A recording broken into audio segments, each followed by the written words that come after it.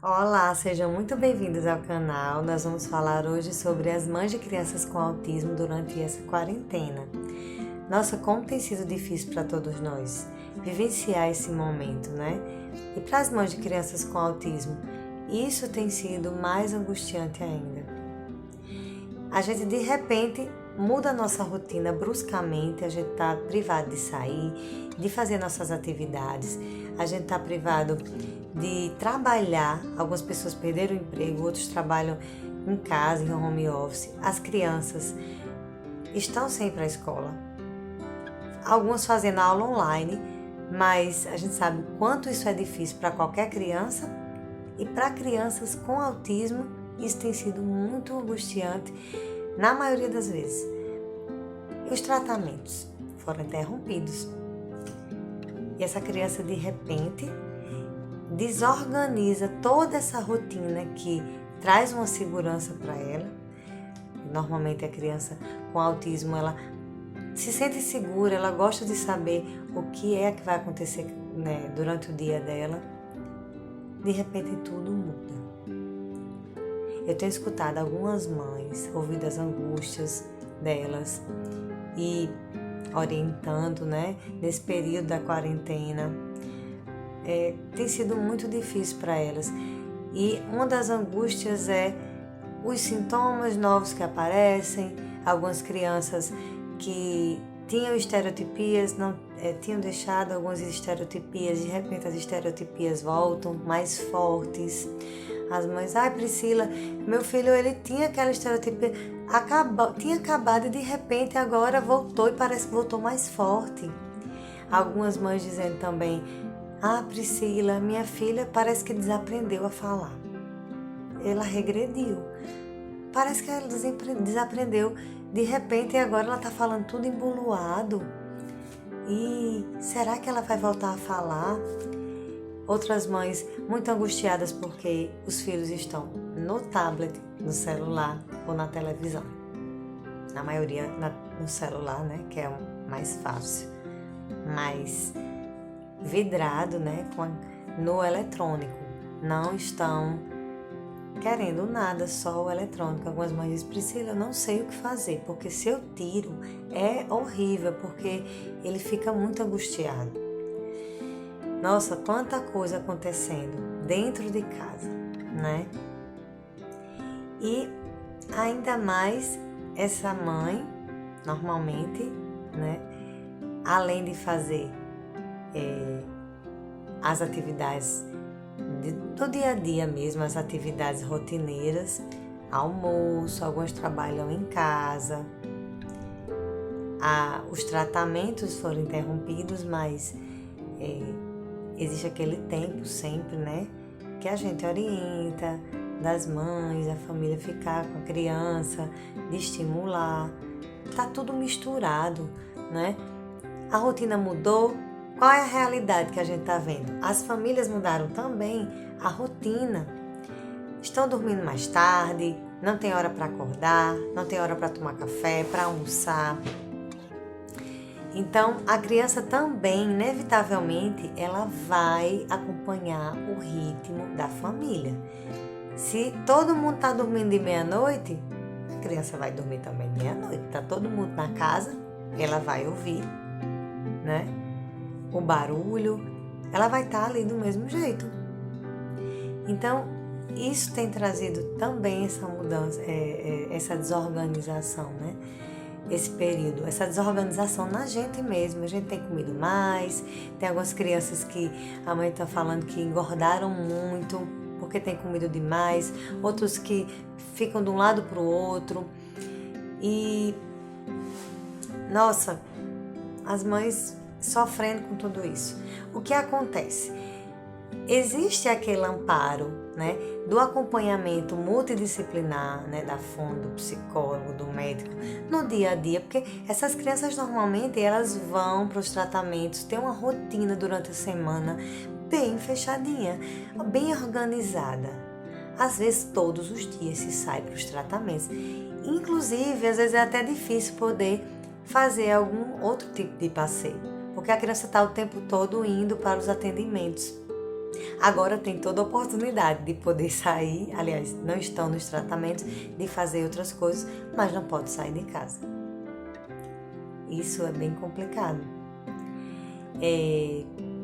Algumas não têm dormido, estão com sono, alterações no sono, já acordam mais irritadas. Então, Priscila, e agora? O que é que eu vou fazer diante disso tudo? Porque a gente não sabe quando é que isso vai acabar. O meu filho está regredindo, né? Às vezes as mães falam realmente dessa forma. Meu filho está regredindo, ele falava, não fala mais, ou agora ele está com a estereotipia que não tinha mais. Enfim, a gente sabe que nós, quando estamos realmente angustiados, nós que falamos, né, que temos a linguagem já organizada, a gente normalmente a gente fala disso através das palavras. E as crianças, principalmente que não têm essa linguagem oral, elas vão falar muito com o corpo. Elas vão realmente demonstrar também essa insatisfação que todos nós estamos sentindo nesse momento. Tá todo mundo também insatisfeito, angustiado com esse momento que a gente está sendo privado de tudo, né? Então, elas vão realmente se desorganizar e vão demonstrar muito com o corpo. Às vezes, você vê que a fala realmente, ela diminui, né? É como se tivesse havido essa regressão na fala. Elas vão ser mais corporais, para demonstrar também essa insatisfação que a gente está sentindo. É uma forma dele falar dele. E o que é que a gente pode estar fazendo nesse momento? Porque tá tudo misturado, a gente não tem mais nem tempo de sentar, de brincar, porque tem que fazer as coisas em casa. A mãe normalmente faz a comida, algumas trabalham em casa, tá tudo desorganizado. O que é que você acha, mãe, de poder, durante a rotina do dia a dia, quando estiver na cozinha fazendo alguma coisa, fazer com que ele fique ali com você? Deixar ele mexer nos ingredientes, sei lá, coloca uma panela, uma bacia e coloca alguma coisa. Alguns não podem pegar algumas coisinhas pequenas, né, que coloca na boca, mas algumas coisas que dê certo, que dê para cheirar, que dê para ver, que dê para sentir. E ele tá participando naquele momento, junto com você, na hora que você está cozinhando.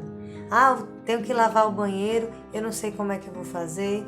Se a criança gosta de água, por que não, na hora de lavar o banheiro, se a criança está ajudando, tá lá brincando com a água enquanto você está lavando o banheiro?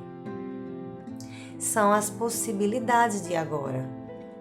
A gente realmente não tem muita coisa para se fazer, né? A gente precisa aproveitar, ajustar esse novo momento, as coisas que a gente já faz, porque às vezes existe essa angústia realmente, né, de que eu não tenho tempo para sentar e tal, e pode estar estimulando a criança, pode estar fazendo outras coisas com ela, além de sentar com os brinquedos, enfim.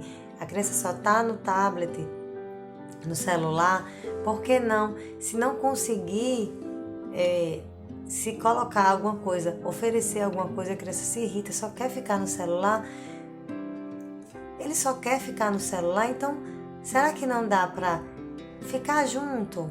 Ficar ali junto, tá comentando alguma coisa do jogo ou do vídeo que tá fazendo, chamando a atenção da criança de alguma forma, para que ela sinta que você tá junto.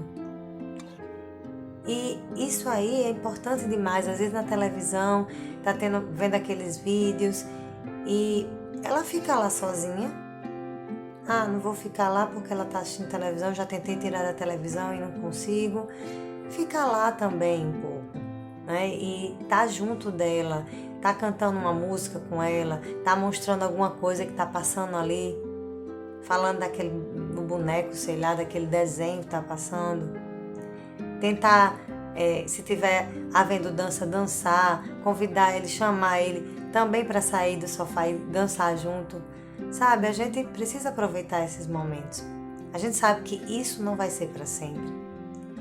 E que essa angústia que a gente está sentindo, porque a criança é como se estivesse regredindo, e pode acontecer realmente dela ter esses outros comportamentos e modificar realmente. Isso pode acontecer. Mas saber que tudo isso também é uma forma dela falar dessa insatisfação. Ninguém está gostando disso. Ninguém está gostando de estar da forma que está agora, como tudo está. E a gente precisa ver isso como uma oportunidade de conhecer mais a criança. Pode ser uma oportunidade, mãe, de você conhecer mais ainda o seu filho. Porque ele vai estar o tempo inteiro com você, o dia inteiro com você.